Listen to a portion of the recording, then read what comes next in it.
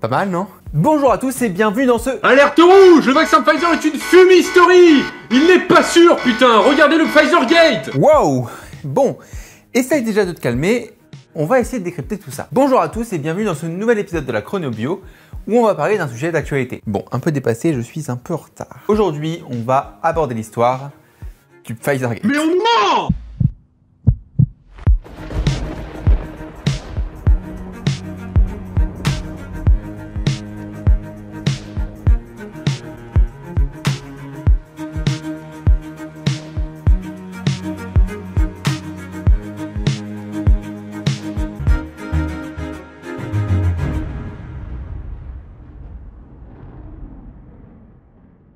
Bon alors, qu'est-ce que c'est que le Pfizer Gate? Le 2 novembre 2021, le British Medical Journal publie un article contenant un témoignage d'un ancien employé qui remet en cause les tests de phase 3 du vaccin Covid de Pfizer, dénonçant ainsi une grosse manipulation de données. Et à partir de là, vous imaginez bien qu'Internet s'est enflammé. On a enfin la preuve que le vaccin Covid est une énorme fumisterie. Oui, c'est une fumisterie! Calme-toi. Bon alors, qu'en est-il vraiment? Eh bien, disons-le directement, ce n'est pas Pfizer qui est mis en cause.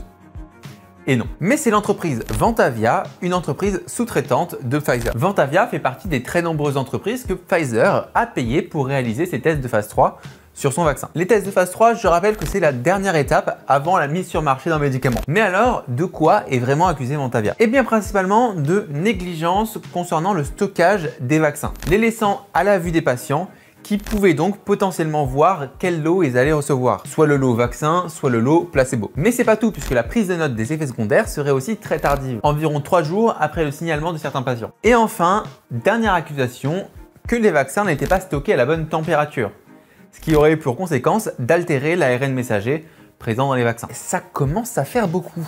Bon, est-ce que cela permet vraiment d'invalider les tests de phase 3? Eh bien, si les rumeurs sont fondées, car oui, il ne s'agit pour l'instant que de rumeurs, rien n'a vraiment été prouvé. Pour le moment, effectivement, ça remet en cause les phases de test.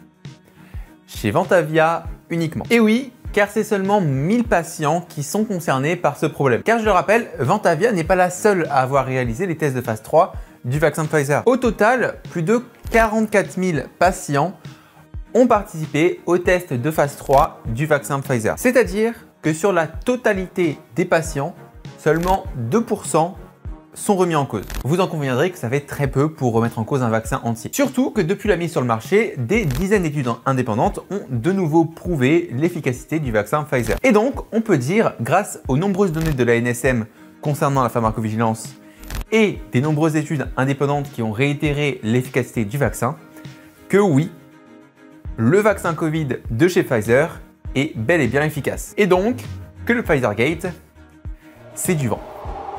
Maintenant, moi dans cette affaire, il y a quelques petites choses qui me titillent. Si vous ne le savez pas, je suis également streamer sur Twitch. Et depuis le début de la pandémie, j'essaye d'analyser et d'expliquer ce qu'on peut trouver comme désinformation sur Internet, en apportant des explications scientifiques, des données, etc. J'ai d'ailleurs passé 5h30 à debunk Hold Up, et ensuite passé 7h30 à debunk la partie 1 de Hold On. Ouais, il y avait beaucoup de choses à dire. Et figurez-vous que j'ai remarqué quelques petits trucs. Le Pfizer Gate a été massivement partagé sur les gros groupes anti-vax, prouvant ainsi l'inefficacité du vaccin Covid. Mais cela a une conséquence.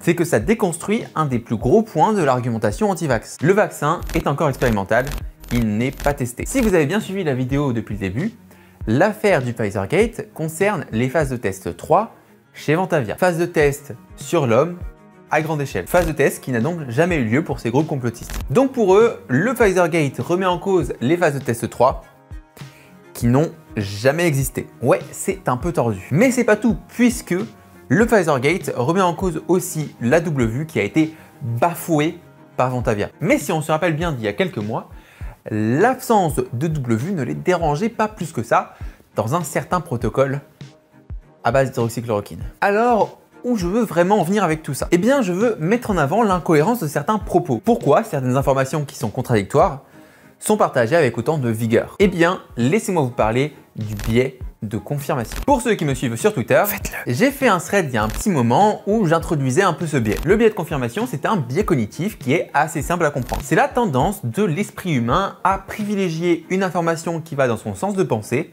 et à rejeter tout ce qui va contre. C'est un biais qui est instinctif, c'est-à-dire qu'on y est tous sensibles, mais pas au même niveau. Les complotistes sont en général des gens qui sont totalement noyés dans leurs idées, même si celles-ci sont parfois improbables, voire même loufoques. Ce sont des gens qui se laissent totalement aller au biais de confirmation et qui, peu importe les sources, rejetteront toutes les idées qui vont pas dans leur sens. C'est pour ça qu'on arrive facilement à mettre en avant des pseudo-scientifiques frauduleux, parfois même autoproclamés, et de déclarer devant Dieu un bon gros nombre de chercheurs. Et même moi, j'ai le droit. Je suis un petit vidéaste de moins de 500 abonnés. Pour faire simple, une source Facebook complotiste sera favorisée par rapport à un article scientifique sur PubMed. Le biais de confirmation, c'est un peu un des fondements du complotisme, avec le business de la peur. Mais alors, j'aimerais vous poser une petite question.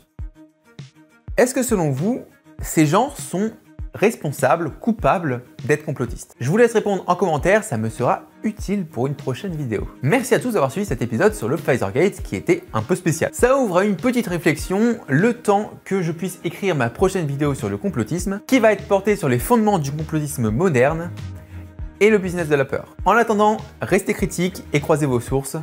Salut à tous, tchuss!